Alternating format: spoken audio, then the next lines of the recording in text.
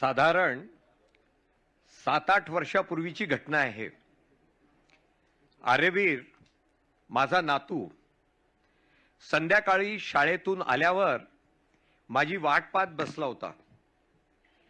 मी घरी पोहोचताच त्याने माझ्या गळ्यात हात टाकला आणि उत्साहात म्हणाला, दादाजी आप तो वायरल हो गए। मला क्षणभर काही कळेना, या मुलाला एवढा आनंद कसला झालाय। नंतर कळलं की त्याच्या शाळेतील एका शिक्षकांनी सोशल मीडियावरची माझी एक पोस्ट त्याला दाखविली होती। मी लावलेल्या केशर आंब्याच्या बागेतले आंबे उतरवत असल्याची ती पोस्ट होती आणि तब्बल 51 लाख लोकांनी ती पाहिली होती। 5.1 million views, 5.1 million views. Dadaji you have gone viral, Aryaveer उत्साहाने म्हणाला। एरवी सतत कामात असलेल्या आपल्या आजोबाला सोशल मीडियावर इतके व्ह्यूज आणि इतके लाईक्स मिळाले, हे आकडे पाहून तो थक्क झाला होता। मला मोठी गंमत वाटली। आपण बेबी बूमर्स पिढीतले आणि तरी जेन झी आणि जेन अल्फाशी जोडल्या गेले आहोत, याचा आनंद कुणाला होणार नाही। हा आनंद मला मिळाला आणि सतत हा आनंद मला मिळतोय, कारण सोशल मीडियावरील माझं वावर। महाराष्ट्राचे माननीय मुख्यमंत्री श्री देवेंद्रजी फडणवीस आज इथे आहेत। देवेंद्रजी जेन झी आणि जेन अल्फा यांच्याशी घट्ट मैत्री केली तर राजकारणात काय होतं हे आपण आमच्यापेक्षा अधिक जाणता। जुन्या काळाचा वारसा घेऊन नव्या काळाशी कसं जुळवून घ्यावं, याचं रहस्य ज्यांना उत्तम उमगलं आहे, अशा मोजक्या तरुण नेत्यांपैकी आपण एक। आमच्या निमंत्रणाला मान देऊन आपण आलात, मनापासून आभार। आज आपल्या सोबत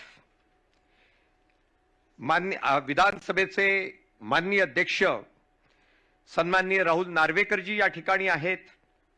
पद्मश्री पुरस्काराने सन्मानित सर्वश्री प्रख्यात नेत्ररोग तज्ञ डॉक्टर तात्याराव लहानेजी, प्रख्यात पोटविकार तज्ञ डॉक्टर अमित मायदेवजी, 5 राष्ट्रीय पुरस्कार विजेते चित्रपट दिग्दर्शक माननीय मधुर भांडारकरजी, प्रख्यात शास्त्रीय गायिका पद्मजाजी फेडाणी जोगळेकर, प्रख्यात सुलेखनकार अच्युत पालवजी, आपण या कार्यक्रमाला उपस्थित आहात, मनापासून आपलं सुद्धा मी आभार व्यक्त करू इच्छितो। आज फक्त माझ्यावरील प्रेमाखातर या ठिकाणी सन्माननीय मंत्री माननीय छगनरावजी भुजबळ साहेब या ठिकाणी आहेत, सन्माननीय मंगलप्रसादजी लोढा या ठिकाणी आहेत, सकाळी निघून या ठिकाणी उपस्थित झालेले माझे मित्र मंत्री महोदय सन्माननीय अतुल सावेजी या ठिकाणी आहेत। या ठिकाणी ज्यांच्या वडिलांबरोबर मी काम करू शकलो त्या सन्माननीय मंत्री पंकजजी मुंडे या ठिकाणी आहेत, आणि जे त्या काळात आमदार होते आणि आजचे मंत्री परिवहन मंत्री सन्माननीय प्रताप सरनाईकजी, आपण या ठिकाणी आलात।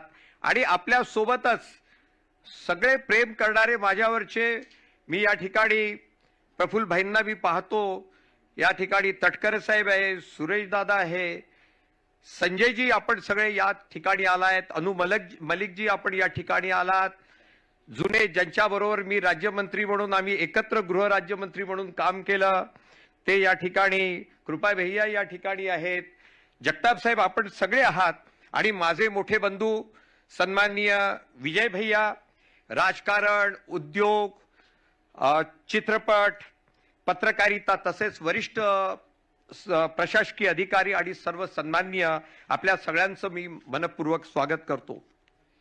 मित्रहो, 2015 मध्ये सक्रिय राजकारणातून बाजूला झाल्यानंतर माझ्या आयुष्यात एक नवा प्रवास सुरू झाला।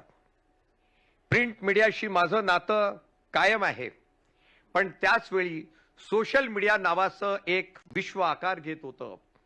मी त्या विश्वात प्रवेश केला आणि कुठेतरी आणि कोणतंही व्यावसायिक मदत न घेता या माध्यमात रुजलो. त्यामागचं रहस्य अनेक लोक मला विचारतात. आज सांगतो. त्यामागे आहे माझा प्रदीर्घ जनसंपर्क, रस्त्यावरच्या माणसाशी सतत जोडून ठेवलेली नाळ, तरुणांशी मैत्री करण्याचा स्वभाव. छत्रपती संभाजीनगर म्हणजे तत्कालीन औरंगाबाद मधून सलग 15 वर्ष आमदार म्हणून काम केलं. महाराष्ट्राच्या मंत्रिमंडळात गृह, ऊर्जा, अर्थ, उद्योग, शिक्षण अशा सारख्या अनेक महत्वाची खाती मंत्री म्हणून सांभाळली. लोकमतच्या स्थापनेपासून मुख्य संपादकापर्यंतचा प्रवास हे तर माझं आयुष्य आहे. आणि ही सारी शिदोरी घेऊन मी मीडियामध्ये आलो. आणखी एक या ठिकाणी सन्माननीय आमचे मित्र मंत्री महोदय श्री ॲडव्होकेट आशिष शेलारजी, आपणही आलात, आपलं सुद्धा स्वागत आहे. सोशल मीडियाबद्दल अनेकदा नकारात्मक चर्चा होते. ट्रोलिंग, वाद, कटुता यांचा उल्लेख केला जातो. पण मी सुरुवातीलाच एक गोष्ट ठरविली होती. माझ्या सोशल पानावर कधीही आपल्याला कटुता दिसणार नाही. असेल फक्त सकारात्मकता, प्रेरणा, आठवणी आणि माणसाला जोडणारे विचार. गेल्या अनेक वर्षात लिहिलेल्या शेकडो पोस्टमधून काही निवडक आणि गाजलेल्या पोस्ट संकलित केल्या आणि या पुस्तकाचं नाव आहे टाइमलाईन. या पुस्तकाचं टाइमलाईन नाव का? कारण प्रत्येक व्यक्तीची, प्रत्येक समाजाची, प्रत्येक राष्ट्राची एक टाइमलाईन असते. त्या टाइमलाईन मधील काही घटना प्रेरणा देतात, काही विचार करायला भाग पाडतात आणि काही अभिमान निर्माण करतात आणि काही भविष्याचा मार्ग दाखवतात. या पुस्तकातील प्रत्येक लेख किंवा पोस्ट ही एखाद्या दिवसाची नोंद नाही, तर त्या काळातील विचार, भावना आणि सामाजिक वास्तवाचं एक छोटंसं प्रतिबिंब आहे. यवतमाळच्या जिल्हा परिषद शाळेतील माझ्या बालपणापासून तर लंडन मधल्या उच्च शिक्षणापर्यंतचा प्रवास, सामान्य माणसांच्या यशगाथा, तसेच भारताच्या बदलत्या सामाजिक आणि तांत्रिक प्रवासाबद्दलचे विचार या पुस्तकात आपल्याला वाचायला मिळेल. छत्रपती शिवाजी महाराज, राजमाता जिजाऊ, महात्मा ज्योतिराव फुले, क्रांतीज्योती सावित्रीबाई फुले आणि डॉक्टर भारतरत्न बाबासाहेब आंबेडकर यांच्या सारख्या महान व्यक्तिमत्वावर तर मी लिहिलंच आहे. पण याशिवाय सामान्य लोकांबद्दल मी अधिक आकर्षित झालो आहे. प्रकाश झोतात नसलेले पण शांतपणे समाजासाठी कार्य करणारे अनेक लोक असतात, जे अत्यंत शांतपणे समाजाची सेवा करत असतात. मुख्यमंत्रीजी, आपल्याच विदर्भातील मला एक 2-3 उदाहरणं दिली पाहिजे की तांदळाच्या 9 नवीन जाती शोधून काढणारे आंतरराष्ट्रीय कीर्तीचे कृषी संशोधक दादाजी खोब्रागडे यांच्यासारख्या माणसाची नोंद माझ्या या पुस्तकात आहे. असंच एकदा उत्तर प्रदेशमध्ये आंबेडकर नगरमध्ये शासनाचा बुलडोझर एका घरावर पडला, एका झोपडीवर पडला आणि त्या झोपडीतून एक मुलगी अभ्यासाची पुस्तकं घेऊन उराशी बाळगून ती समोर बाहेर धावत सुटली. तिची नोंद या पुस्तकात माझ्या टाइमलाईन मध्ये आहे. असंच कोल्हापूरच्या ग्रामीण भागामध्ये मेंढपाळ, मेंढ्या चालणारा आणि शिक्षण घेणारा बिरदेव, ज्यांनी नुकतंच UPSC क्रॅक केलं, त्याची सुद्धा पोस्ट या ठिकाणी आपल्याला मिळेल. मला विज्ञान आणि तंत्रज्ञानाबद्दल विशेष आकर्षण आहे. चंद्रयान, कृत्रिम बुद्धिमत्ता, डिजिटल परिवर्तन आणि नव्या युगातील संधी व आव्हानाबद्दल लिहिताना भारताचा वेगाने बदलणारा चेहरा मला दिसत होता. मित्रहो, कोरोनाच्या काळात आपण सर्वजण घरात होतो, भांबावलेले होतो आणि त्यावेळेला मला आठवतं की त्या भांबावलेल्या परिस्थितीत मी 4 ओळी लिहिल्या होत्या. मी लिहिलं होतं, सगळं थांबलं आहे, सगळं थांबलं आहे, संपलेलं नाही.